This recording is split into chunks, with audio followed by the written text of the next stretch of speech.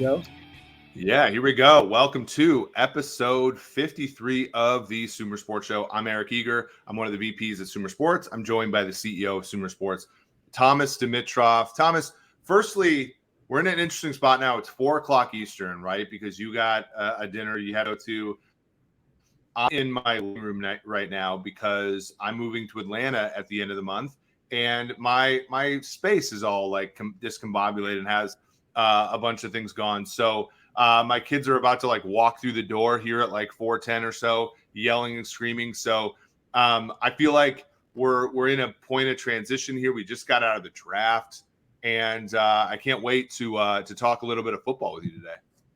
Well, I don't bemoan me for the heresy on my screen in the back there, I guess, right? For those who aren't soccer fans. I do like European soccer. And by the way, Sumer, one day I would love for Sumer to be involved with that. That's a whole other plug. It's funny because coming back into this place after the draft, there was still garbage here. There was still stuff, like for some reason this office needed to be cleaned up. So I'm going to give full on kudos to Chase Falavine for cleaning it up today because it looks really good. We're in a good spot. Can't wait to talk a little bit of football. I know it's going to be a fairly short trip today, so to speak, but I'm looking forward to it. Yeah, I think it's funny because there are tales of Michael Jordan playing with the flu and so on. I think both of us are a little bit under the weather just because of how stressful it's been the last few weeks. But we will soldier on, and so will these NFL teams. Now, Sumersports.com, we wrote an article last week about fifth-year options. I know I sent it your way. Firstly, we wrote that because last week, about a week ago, teams were making their decisions as to whether or not to, basically exercise the fifth-year option for a lot of these players. And I found out, Thomas, that not only did you go 8 for 10 in your fifth-year option players, 2011 to 2020, including AJ Terrell. Now, you didn't make the decision, but of course you drafted him and he was good enough to earn it. But you were like 30% above what you would expect from pick position, which I was looking back at these, since the 2020 CBA, they changed things up a little bit, right? Because before then, basically the fifth year option was the transition tag number for top 10 picks, which you rarely had to deal with when you were general manager. And then for picks 11 through 32, it was the average of the third between the third and the 25th highest paid player at the position, which is a relatively meager number. And since 2020, basically they've made it more expensive. If you are a two-time or more Pro Bowl player on first ballot, you earn the franchise tag number. If you are a one-time Pro Bowl player, you earn the transition tag number. And then there are a bunch of like thresholds, basically that you hit, to be, a little bit higher than that. And then bare minimum then is third through 25, the average player at your position. So it's made it more expensive for all but the top 10 picks. And what you've seen is a cratering in the percentage of these fifth year options that end up getting exercised, Thomas. And to me, it's kind of an interesting dynamic because a lot of people took this, for your friend Les Snead and said, well, that means you should trade those picks if you're among the better teams in the NFL because they don't work out anyway. And yet at the same time, like, I think it's just an interesting variable to put into our models now because it really does, make that back half of the first round kind of an interesting proposition. It does. I'm curious, of those, you said 8 out of how many, or what was your? You were 8 out of 10. 8 out of 10. Do you have them in front of you? Like, which were the two that we didn't exercise? Takk McKinley was one, and I believe Vic Beasley was the other. So think about that, everyone. That's a big talking point. One of them led the league in sacks. And it's interesting. No, because Vic Beasley, we did. There was someone else. Remember, okay. I took a ton of heat on the Vic Beasley exercising, and it was a tough thing for us because he was so up and down, right? I'm actually looking this up right now because I actually looked when I was writing the article, of course. And I want to make sure that we have this properly. So your first round picks in order have been AJ Terrell, Chris Lindstrom, Calvin Ridley, Takk McKinley, which is a no, Keanu Neal, which is a yes, Vic Beasley, which is a yes, Jake Matthews, a yes, Desmond Trufant a yes, and Julio Jones. Which one of those was not picked up? Maybe Ridley. Maybe Ridley. I think Ridley. Maybe it was Lindstrom. Maybe Lindstrom didn't get it because of the he position did he get played. it. No, he did. But then he ended up being a good player. And I think it was Lindstrom got it, but you know who didn't get it was Caleb. Okay, yeah. Oh, that's right, because he was one of those. You had 2 first-round picks in 2019, so it was those two. But you think about that, like none of those players were. I mean, Tack was one that didn't end up hitting, but the other ones, it's sort of like no doubters in most cases. Now, there were some really interesting ones in this group that I want to talk to you about, because I wonder if there's any sort of decisions you make differently. The Washington Commanders, we're going to talk about in a little bit. They declined Chase Young's 5th-year option. Now, one of the reasons was because he made a Pro Bowl. So this goes all the way up to the transition tag number for him. He did not hit any of the playtime stuff, which is like basically 50% for all 3 years or 75% for 2 years, all that kind of stuff. But he made a Pro Bowl as a rookie, was, I think, Defensive Player of the Year as a rookie of the year. Yep. He doesn't make it. It's about $17.9 million. Very interesting case there, Thomas, of a player who's very clearly good, but had some injury issues. That defensive line, you paid Daron Payne, you paid Jonathan Allen. You have Montez Sweat there as well. You just drafted a corner in Emmanuel Forbes. You can't pay everybody. But to me, it feels like that's an awfully, if you can assure health for Chase Young, that's an awfully low number to turn down. Well, I think Ron Rivera's taken some heat from the locals, right? Like, what's going on there? I think his response has been, or I believe it's been consistent, injury, of course, and, trying to decide whether, his not, moving forward with the 5th year is going to provide the impetus for Chase to work harder. I believe that Chase wasn't even rehabbing or working in the city, I believe. And what happens here normally for people who don't know is, you look at each situation very differently. Of course, you look at the financial implications, but you also look at the player. You look at the repercussions if you do or don't exercise, right? We exercised Vic Beasley. The fan base went crazy and they were agitated. Arthur Blank as an owner was, you're either here nor there. What is it? And we were thinking we were going with Vic Beasley on this because we didn't truly want him to kick into gear and do what he did in 2016, right? You never know. There's such uncertainty there. The guy like Chase, where's he going to go with it, right? Is it going to kick him into gear? Is it going to provide the impetus and the light the fire element, or is it going to be something otherwise? I know you're going to get to Jordan Love because the way they did things there, I thought was very interesting, and I commend them for it. I mean, I really do. I like what they did. I laud them for their actions there, but we'll get to that. In Washington, the other thing that's interesting. There'll be 2 free agents here in 23. Is that correct? Is that what you were talking about? Two D linemen, legit free agents. I think. So Montez Sweat and Chase Young will both be free agents after this year, with this decision being made by the Commanders. And to your point, but they put 20 million APY deals into both interior players, a situation that's tough, right? Because we've seen, I remember, even way back in the day, but it's hard to generate a pass rush just with interior players. That is a really hard thing to do. So you think that they're going to make a decision on one of these guys, but, is there ever a thought in your mind of if you make a guy angry by not exercising the option in a situation where the guy hasn't, I think about Garrett Bradbury, same thing in Minnesota. He doesn't get the option, plays okay in 2022, gets a contract, but it's not a top of the market deal. All is okay. All is forgiven, I think.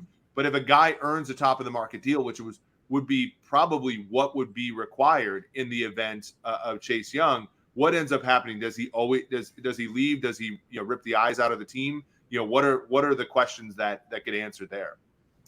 Yeah, I get it 100%, and I don't know what the questions are. All I know is I just want to say this as Eric. I mean, it is not easy to make that decision because again, there are so many elements in your decision, right? And at times what's going to happen is you may divide a locker room when you do it one way or you do it the other way. Sometimes you think you're working at it and you're keeping the locker room together. People are behind them. And then you have someone in that D line group who's agitated if you do or if you don't. right? And it's not all about that. I just want everyone to know that there are a lot of layers beyond, beyond the financial elements that you have to make that aren't easy. And I know in ours, it ended up being with Vic Beasley. It was another black mark, on how we put things together, unfortunately. But again, we felt like that's what we had to do.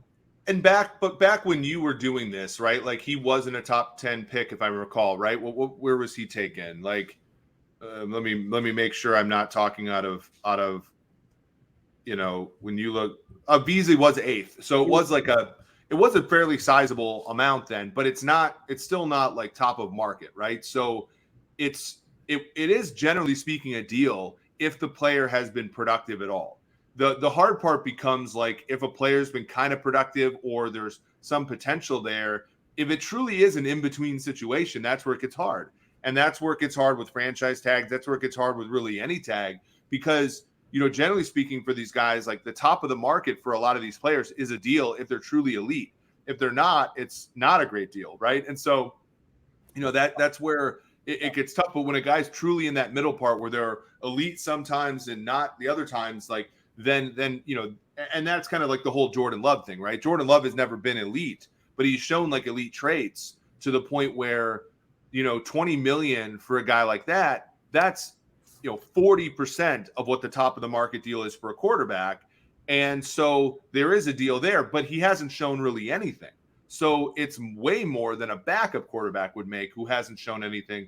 And so it's truly one of those in-between things. And I think with Chase Young, to finish that point off, Chase Young, you saw it in 2020. He was really good, and he like helped elevate that team into the playoffs. They played a lot of really bad quarterbacks, and so that helped. But he truly was great. And then since then, he really hasn't played. And in fact, he came back from injury a lot later than I think a lot of people surmise. So it truly was like kind of a could go either way situation.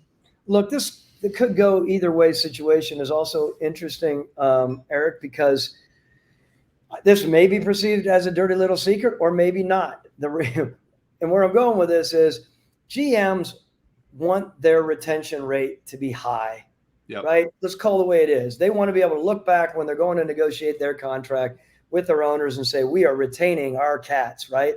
That's a big thing. I mean, I was always proud of my retention rate. Sometimes it's competitive. You have to do the right thing, of course.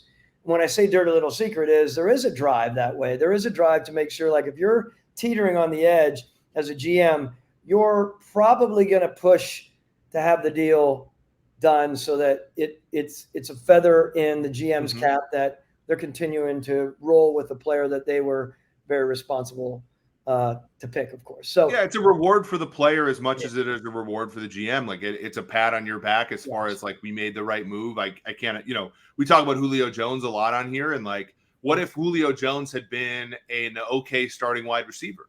Like you probably would have been more likely to pick up his option because you put yourself such on the line there that you would probably try to contribute, like not nefariously or not.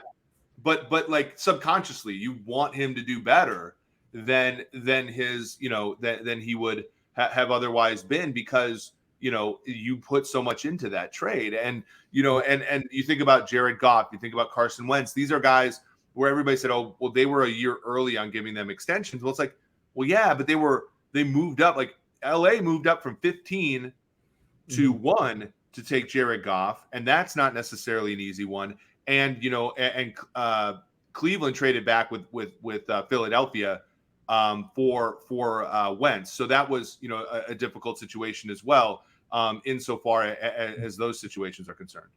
Well, again, yeah, I don't. In no way is it nefarious. It's a good word. I think, again, there's just you sit down, and you speak with the owner about it. Of course, you think about it. You think about where the coaching staff is with it as well. You think about how it plays into your group, that group that's literally there, right? If someone's right on the edge and you're trying to decide if that guy's a really good guy, if that guy's a leader, if that guy, you're going to lean more that way. If he's a pain in the butt, if he's not a worker, if you need to hang it over his head to take it to another level, then you start contemplating the other side. But again, the quarterback situation to me is a little bit of a different situation because there's a lot of deep-seated confidence elements that are riding on this quarterback, especially as we segue into Jordan Love. I don't want to take your job, but take away from your job. I mean, that's a complicated approach, and I'm looking forward to talking about it.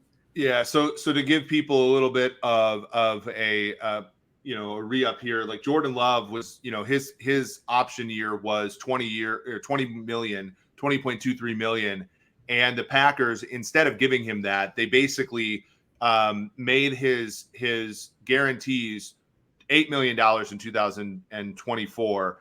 And the rest, sort of bumped all the way up to 22 million. So he can earn more if he hits a bunch of incentives. But in large part, he kind of bet against himself in some ways, right? Because he's going to get this $8 million up front. I don't think people realize that when you sign a rookie deal in the NFL, especially when you get past like top 10 picks or something, the signing bonus is a lot of money, but it's not that much money, like as far as, a veteran deal. So what he did was he got $8 million into his pockets right now, or so, 8 to 12. I can't remember exactly the number. And then he, basically gave himself the option to make more than that if he reaches a certain threshold over the next 2 seasons. So, it helps him, obviously, gets money into his pocket, but it also gives the Packers some stability in case, or some fallback in case he were to struggle. Because, basically, if he were to fail, the question becomes, like, are you really going to want to stomach $20 million either playing him while he's a sitting duck or moving on to a different guy? What may that be, a rookie, or the way the NFL currently is constructed, a veteran player who's making a lot more? That's a lot of money. So what they did is they chopped that number roughly in half and said, look, we're willing to pay that if he doesn't work out. And, we're willing to, hedge a little bit of our risk in case he actually is pretty good. So while I'm talking, I'd love you to look it up. I thought he was guaranteed 13-ish, and I think it was bringing him up to the number, of course, which when you start thinking about that, when you start contemplating the fifth year, right? Are you it was at right around 22 or 23? No, yeah, you're right. I got it switched around. So it saves the Packers $8 million in guarantees. Okay. So it's 13.5 fully guaranteed at signing. So he gets that money in his pocket. So I apologize for that. Okay. And then it's up to 22.5. So he can make another $9 million with incentives and those kinds of things.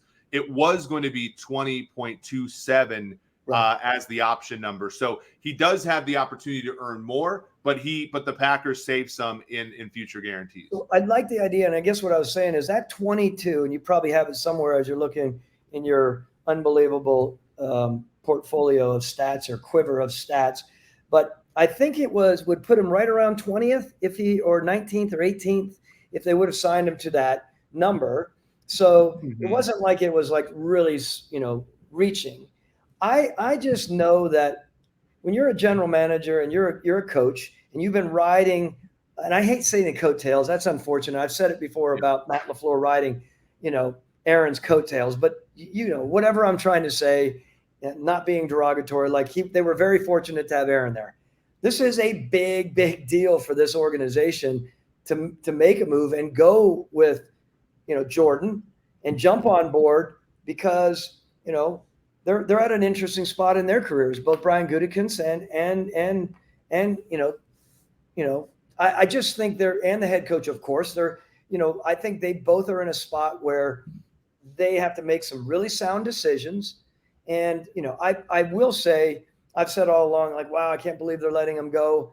I want to say to everyone, when you're constantly nagged and you're constantly in a situation that is sort of bleeding the organization of energy because of this acrimonious relationship, there are times when you're just like, man, I am over this. Let's move on. Yep. I mean, I'm taking it head on. Let's take it. Let's go. Let's clean this up. Let's let Aaron go to where he needs to go to and be great there. Maybe if he doesn't, they're going to be cheering against him every game. And I guarantee you, everyone, when Brian Gutekunst goes every morning, he is checking the stats and the situation of the Jets for this next year, because it is going to hang over his head. That's just how it is. Yeah, I always the thing that like radicalized me about quarterback contracts was in 2020 when Joe Burrow was the first overall pick and he was making $10 million a year, and the next starting quarterback in the NFL, APY, was Teddy Bridgewater in your division making $20 million a year. And that gap was so astronomical to me that I was like, okay, this, and I wrote an article for PFF at the time. It's like, let's bring back a middle-class quarterback contract. Let's try to do these things. And it's funny because so the 17th highest paid quarterback is Jimmy Garoppolo. His APY is $24.25 million. That sort of represents the middle-class quarterback contract, Thomas, but the fall off is actually bigger now because the next highest paid quarterback, if you look at over the cap, APY, is Bryce Young at $9.5 million. Wow. So that drop off is still so catastrophic to the point where, again, like, it's hard because do you think, like, is Jordan Love proved enough to earn what Jimmy Garoppolo makes? No. Jimmy Garoppolo has been a serviceable NFL quarterback who I think both of us would say has so many limitations you don't necessarily want to go into games with all the time, seasons with all the time. But he's certainly better than what Jordan Love has shown, and yet you're not going to get away giving him 10. And this is the fundamental difference between when the Packers had Rodgers with Favre. When Packers had Rodgers with Favre, his initial contract was 5 years, $7 million. And there was no fifth-year option. It was 5 years, $7 million. You get what you get, right? It was almost the same kind of situation you had with Matt, although, Aaron was picked at 24. So his deal was significantly less. Yeah. And so when he played his 3 years under Brett and comes up for Aaron to be the starter in year 4, you got 2 years of team control at very, very cheap numbers. So when Rodgers started to show some promise in Green Bay, they gave him a very, very modest contract after like 6 or 7 starts. And that was their edge for a while. That was their alpha for a while. They win a Super Bowl under that, all this kind of stuff. Nowadays, of course, you have 3 years with a guy and you got to make a decision on a 5th-year option. That's $20 million.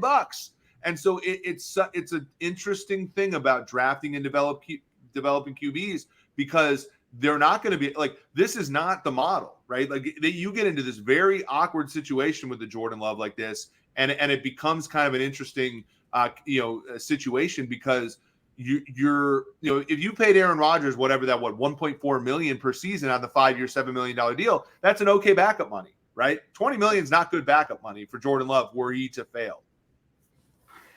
Yeah, I can see you're passionate about it, and again, as contracts have changed, right? I think it's interesting how people are going to be approaching it. And, I want to come back to, the psychology of it as well for two guys that are in an interesting spot, right? I'm talking about a GM and a head coach. If we can for a minute, that I always want to bring it back to this group of how they're dealing with it. And it's not as cut and dry. What is Mark Murphy? What is his statement on this as the president, of the Packers, right?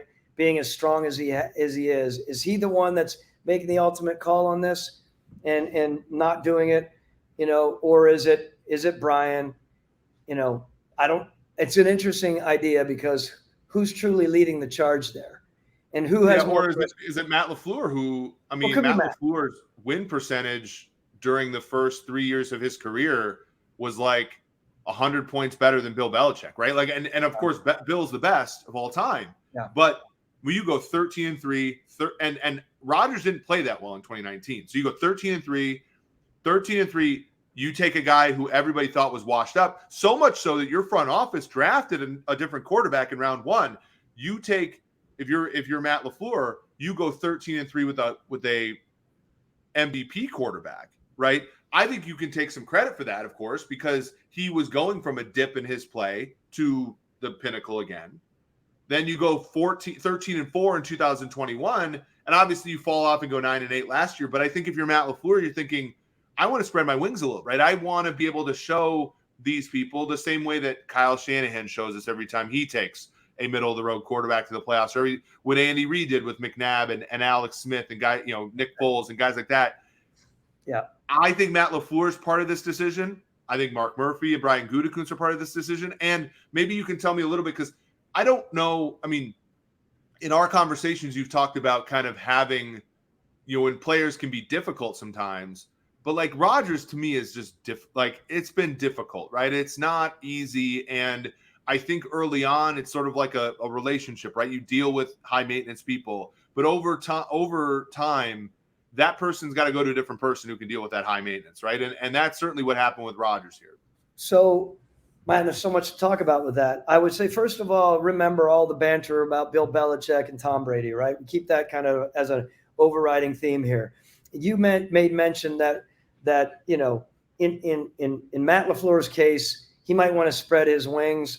All due respect, he also is very aware of what got him there. Now, I know you were defending him in your own way, saying, Aaron wasn't playing that well, but I'm a firm believer that Aaron Rodgers is one of the very best quarterbacks to ever play. So even when he's not playing that well, he's playing a hell of a lot better than most people in the league. Mm-hmm. We could argue that.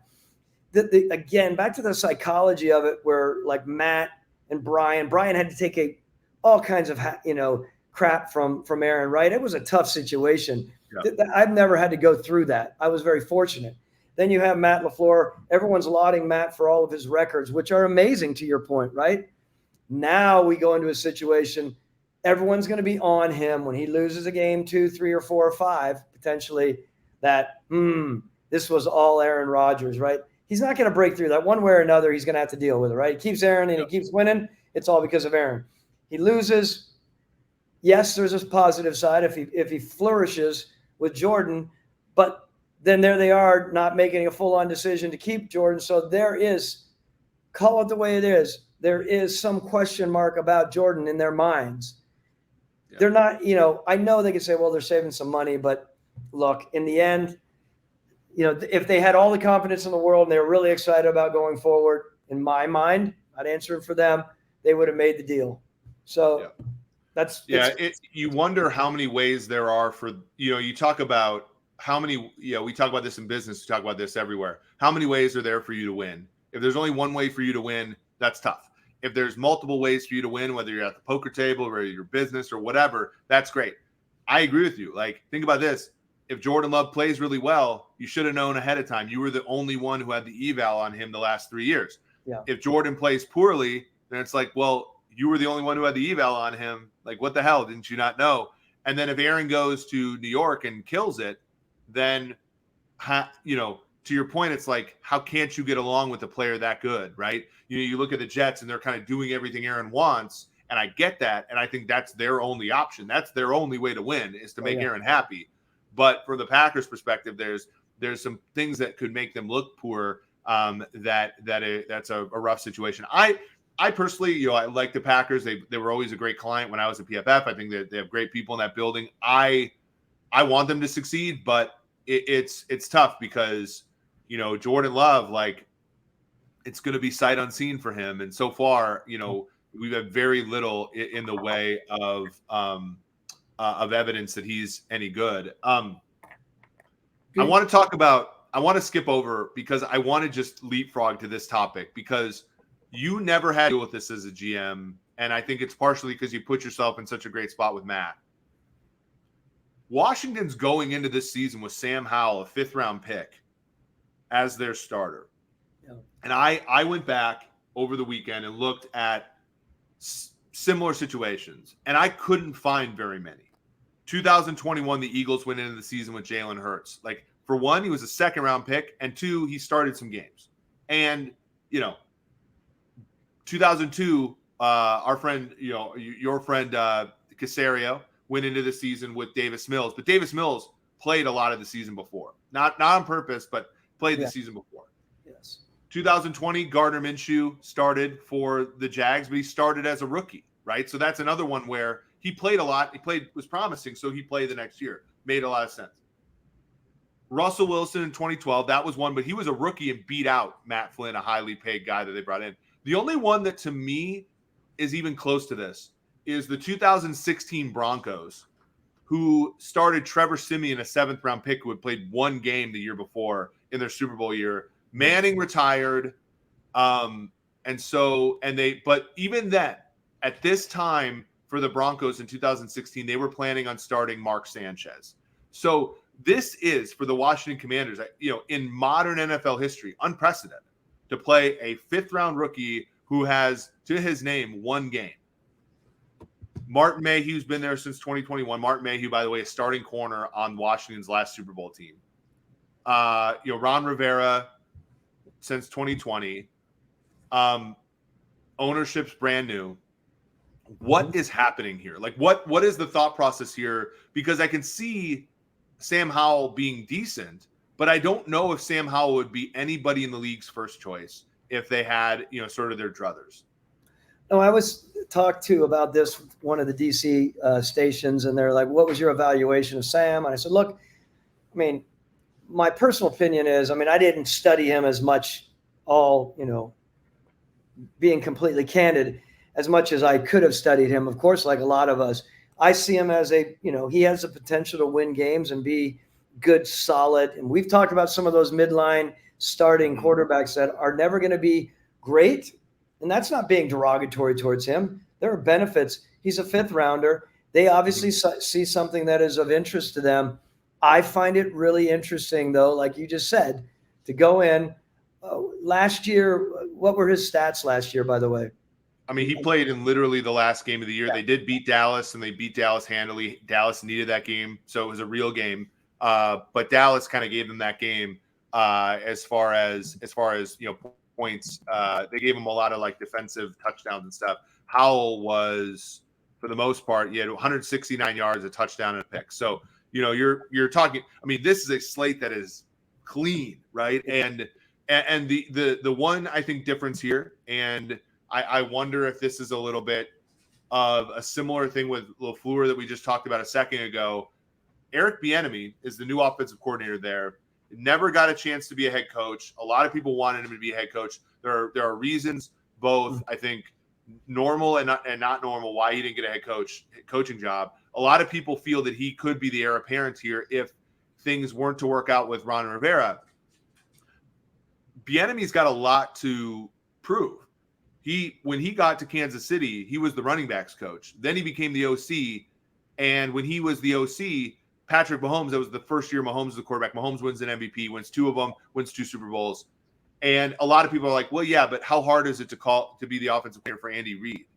And yet there have been plenty of other people who have had success in that role, Doug Peterson, namely, I think the top one. So I think Bieniemy, this could be a situation where Bieniemy is setting himself up to prove himself as his acumen as a play caller, as a developer of an offense. To me, that's the one thing I can see is like, hey, Eric, you scouted him when he was at North Carolina. I know he fell off his final year. We took him in round 5. Can you make this work? He's like, yeah, sure, boss. And to me, I don't know necessarily if that's a great recipe for success. By the way, first time in our lives together I've ever heard a dog bark in your house. I know. I got the Sammy Watkins named after the legendary Chiefs wide receiver. Threw out a bark there, wanted a treat, but yeah. Maybe things are going awry there a little bit. You're not feeling that well. Your dog's barking. Everyone's thinking about you moving to Atlanta, and it's just a little bit uneasy. I get it. Back to your point. Look, I want to present this idea too while we're talking about how you presented it. There is a chance that new ownership comes in, sits down with Ron, sits down with Martin Mayhew, the general manager, and says, look, this is a really interesting year to this is a come and watch year for you guys. And this could be intimated to them. And it could be, we're not going to invest in a quarterback right now that for, whether it was free agency or whatever it was, when we're not sure the direction of this organization. Go with what you have or create. I know this sounds odd, and I'm sorry, Ron, if you're listening, which you probably aren't, and Martin, you're probably not, but there is a side of that, like a hypothetical side. I'm thinking, how would I deal with that if an owner came to me and said, look, it's precarious moving forward. We know that. We don't want you to invest in a new quarterback that a new group would come in that wouldn't like, and they're hamstrung with a new quarterback. They've had that there before, right? Not under this ownership. They've had situations like that. So let's go with it this year. Show us what you can do with what you have, and then we'll make decisions after that. That's a tough spot. You make such a good point because you think about the history of the Washington football team, right? Like, you get in, like Joe Gibbs takes over, like the second time, like after being a Hall of Fame coach, comes over, takes in like they went with Mark Brunell, a veteran who was kind of whatever at that point in time. Then, you have McNabb going with the Shanahans, and then you have RG3. But then when Jay Gruden took over, RG3 was a holdover. And they tried, and RG3 just didn't have it. So then they went with Cousins, right? And then, and you look at this franchise, Ron Rivera takes over. Who was the guy that was there when Jay Gruden got fired? Dwayne Haskins, right? Another team's draft pick, or another regime's draft pick. And, Alex Smith, it was an unfortunate thing with Alex Smith getting injured because I thought he was playing well and like all this stuff. And it's just been a snake bitten franchise from the perspective of quarterback play, that maybe they're just going to let it bleed. I look, I think about the NFC and I think about the schedules, and they had an easy schedule last year, which is why a lot of people like betting their over. This year, obviously you had their schedule. Dallas was a playoff team last year. New York was a playoff team last year. Philadelphia was a playoff team last year. You also have the AFC East on your schedule, which again, Jets with Rodgers, Bills with Allen. You have Tua Tagovailoa and kind of a good, Dolphins team and a New England team that's never easy to beat as well. They get Seattle, they get Arizona, they get Los Angeles Rams, they get the Niners. Those two tough teams on that schedule. And then they come to Atlanta. They go to Denver, who I think will be improved under Sean Payton. So maybe they just look at this schedule and say, very like the opposite of what Minnesota did last year. Say, this is not easy. And if we inject a ton of capital into a quarterback in a year where everybody else is doing the same thing, it might not work. And so I look at that. It's almost the exact opposite reasoning. I'm going to talk a little bit about your former team because the Falcons are doing a similar thing. They're going with Desmond Ridder, a guy. Now, Ridder started 4 or 5 games last year, 4 games. So it's not completely sight unseen. It's a lot like Jalen Hurts. And I look at this Falcons team. The Falcons have one of the easiest schedules in the NFL going into the season. They play in an easy division. They play an easy off-division schedule. So they're almost – it's more of a different hypothesis for them because they're saying, look, we like Ridder. We think he can succeed in these circumstances. And if he does, then you have a third-round rookie making third-round money. And now all of a sudden you're the Eagles again, right? Because you have a quarterback making almost no money who's a dual threat. And you're building, right? Because they got Calais Campbell, David Onyemata, the safety from Jesse Bates. They're kind of building a thing there, and I think it's a totally different reason for the Falcons to do almost the same thing that Washington's doing. They're at a really interesting spot in their development. When you talk about Arthur Smith, who I've said many times is a really talented coach and really smart. You have Terry Fontenot, good man, good approach. He's, he works well with Arthur, as I understand. He's got full on endorsement from Mickey Loomis, even though they're supposed to be enemies, when you're talking about, but he used to be, obviously a big part of New Orleans and what they're doing down there. They also have, by the way, not only Terry Fontenot there, they have Ryan Pace, who's a former GM from Chicago, who I think is another really good football person. So they have a lot of good football people there, and yet they're in their 3rd year, and it's an important year, right? Decisions. Yep. Arthur Blank now, the owner, he's a competitive guy. He's given this group the wherewithal. They obviously invested heavily in free agency, right? They've done their job and flexed their muscles in the draft to provide, maybe provide the tools with a tight end. With a receiver, I'm talking about a top notch. And then I love Bijan Robinson. I don't, did I think he was going to go to the Patriots or somewhere in the 14s and 15s, maybe. But I think there's no doubt in my mind that everyone in that organization, Rich McKay included, along with that group, sat down and said, look, historically, we did it with Matt Ryan and Michael Turner. We have a guy here right now who is unproven. We're gonna ride this. We're gonna have to put the right pieces around them and make the move. Now, again, Arthur Blank is a winner. He is a competitor, right? He's not a guy that's going to wait 5 and 6 years. He expects this is a really, really important year for the crew and co, so to speak. And I believe they have the pieces to do it. Now, they're going to have to do it, of course, to keep Arthur in a good spot where Arthur continues to be very supportive of this organization. But you're right, Terry, as a GM there, this is a really important time. And I say this not only about Terry, I say this about anyone who are in their third and fourth year, right? As a GM, those are the years where you can make it or break it, right? And you take some steps there, which hopefully they're going to do here. And then he continues to hit stride and things are going to continue to, proceed with him and things are going to be really good. And this city will be happy and they'll be even happier for me when they see me because they're going to say, okay, we got over, some of the humps from the financial situation, which is a whole other topic and good for those guys. So we'll see how it plays out. Yeah. I mean, to your point, like a lot of these things, Arthur has always wanted, for example, the Falcons to spend up to the cap, and they've always wanted, those kind of things. And you look and say, this could have been a year where you kind of bled out, not bled out, but you could have kind of moved stuff to the future. And instead, we just saw Mike Hughes. They're actually, I tweeted this out, very similar to the 2021 Bengals and how they've approached the secondary. Mike Hughes, a former first-round pick. Jeff Okudah, a former first-round pick. Trey Flowers, a former starter in the league they just signed today. Like, I think, they're putting their money where their mouth is as far as, I think edge rusher might be a place where they're going to struggle, but there's not as many holes on that team as there were just last year even. And I think that a lot of that has to do with, a mandate to win. And so when I look at the Washington Commanders versus the Atlanta Falcons, I see two similar approaches at quarterback for two totally different reasons, for two decision makers who are at the exact same place. And to your point about the third and fourth year, the median, length of a general manager in the NFL is 4 years, right? So you're right at that point. And like for your situation, you were in, by year 4, you were in the playoffs and in the, hosting a conference title game. So there was never that issue with you. But for a lot of these guys, Joe Douglas included, right? He takes a totally different approach to QB.